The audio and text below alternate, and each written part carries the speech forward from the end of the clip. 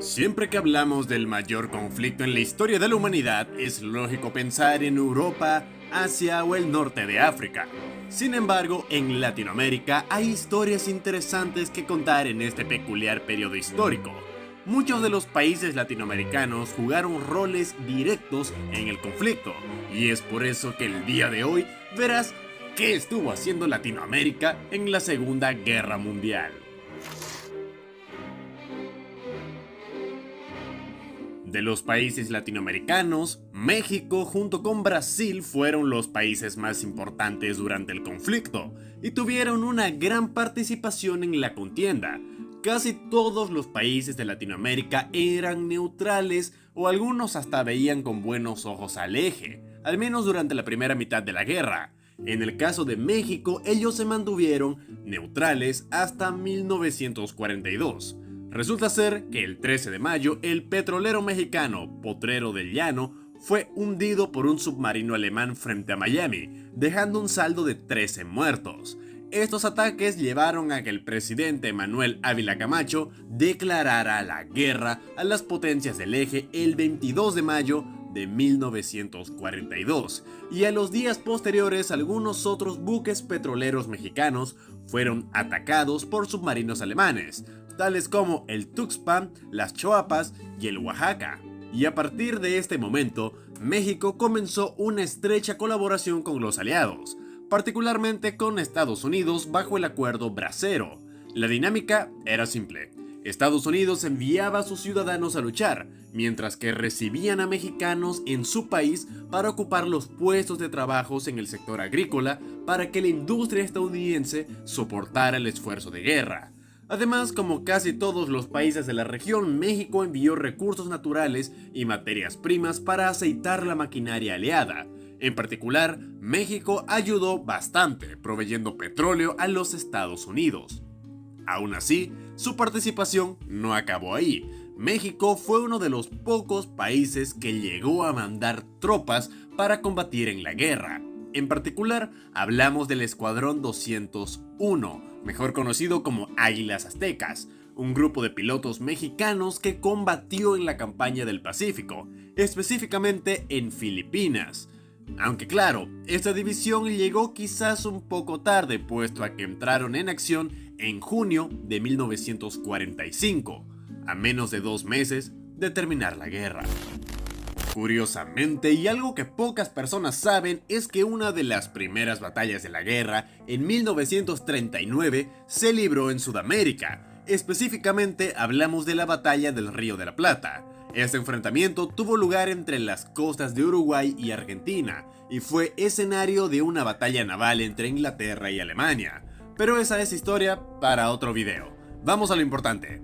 Argentina mantuvo una posición, digamos, controvertida durante gran parte de la Segunda Guerra Mundial. Sí, ya sabemos que dentro de los países de Latinoamérica, Argentina no era precisamente el más firme de los aliados, y ya sabemos lo que hizo en la posguerra. Pero, ¿por qué Argentina llegó a simpatizar con los fascistas? Bueno, esto es por muchos motivos. Para empezar, es de conocimiento público que este país ha guardado desde siempre fuertes lazos culturales y económicos con Europa, particularmente con Alemania e Italia. Por no mencionar que luego de la Primera Guerra Mundial muchos inmigrantes italianos llegaron a Argentina. Además, sí, también hay que decirlo, el ejército argentino guardaba cierta simpatía por el modelo fascista que había tenido éxito en Europa.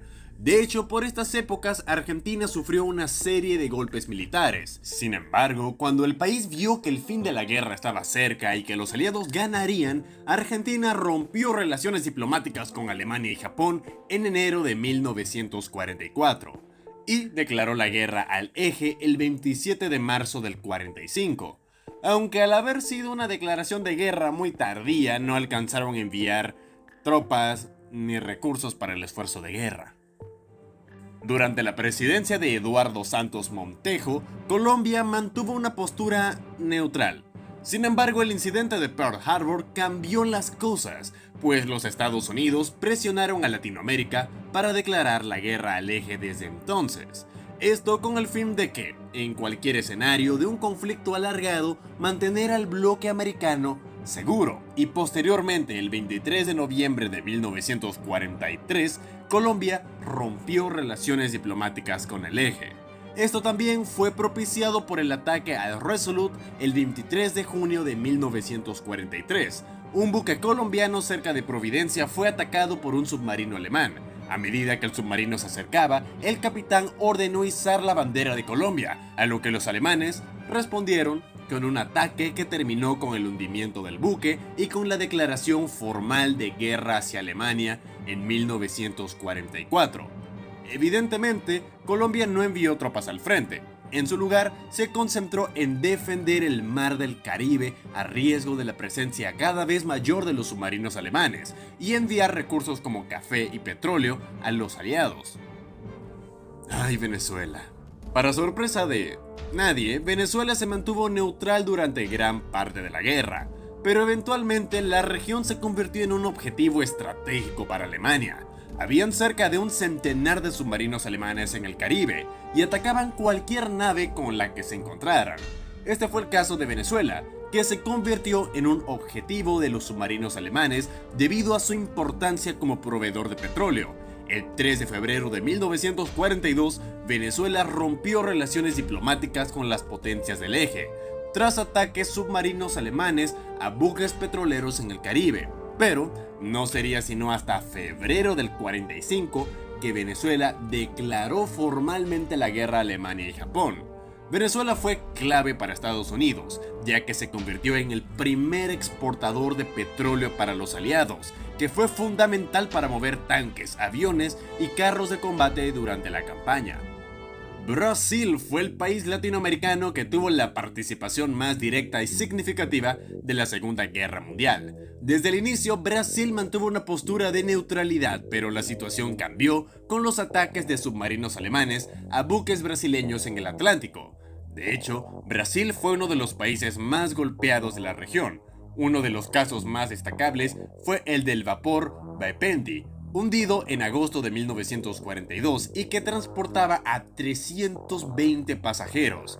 De hecho, este incidente se conoce como el Pearl Harbor brasileño.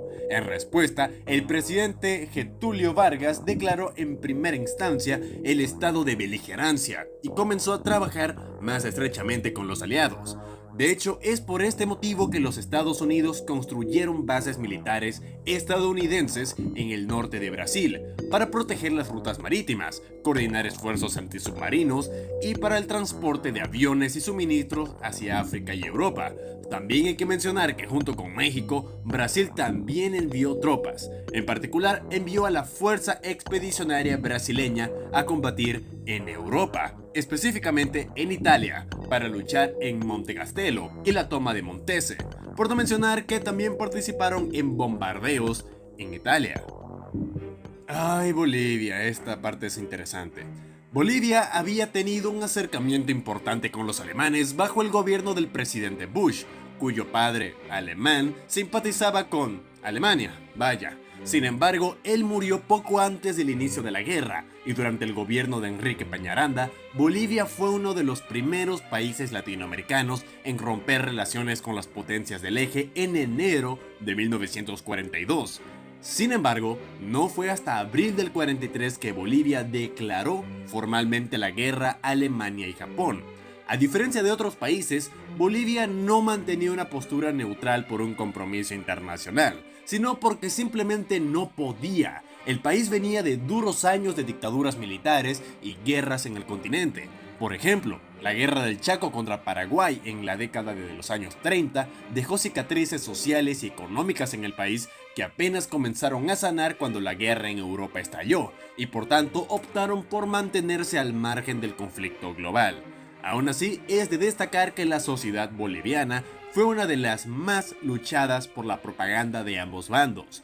De hecho, la creciente comunidad alemana e italiana en Bolivia usaron sus influencias para crear una clara simpatía del país, sobre todo al inicio de la guerra.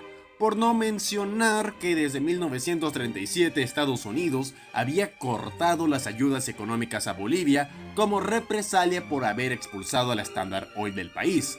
Sin embargo, los ataques alemanes en las costas de Sudamérica y la presión de Estados Unidos al gobierno boliviano para asegurar que las materias primas sigan llegando, en particular el estaño, lograron terminar de moldear la opinión pública siendo más cercana a los aliados. Aunque es de destacar que muchas de las ideas alemanas de la época influyeron significativamente en parte del país, y que incluso podemos ver hoy en día.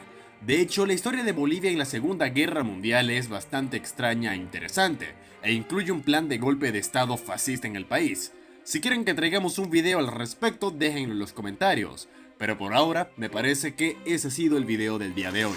Déjenme saber si les gustó. Me gusta mucho traer videos sobre la historia de Latinoamérica y sobre todo de la Segunda Guerra Mundial. Y si puedo combinar ambos temas, ¡ay, perfecto! Disculpen si no he subido videos tan seguido, notarán que me estoy trabando mucho, es porque hace mucho que no grabo. Tengo los guiones escritos, pero no los grabé porque tenía un bajón. Pero bueno, suscríbanse al canal, déjenme comentarios porque mientras más personas seamos y entre más personas vean los videos, antes podré monetizar este canal. Así que, ya se lo saben, sígueme en mis redes sociales, no olviden pasarse por mi canal de cine, mi canal de juegos, y ahora sí nos vemos hasta la siguiente. Adiós.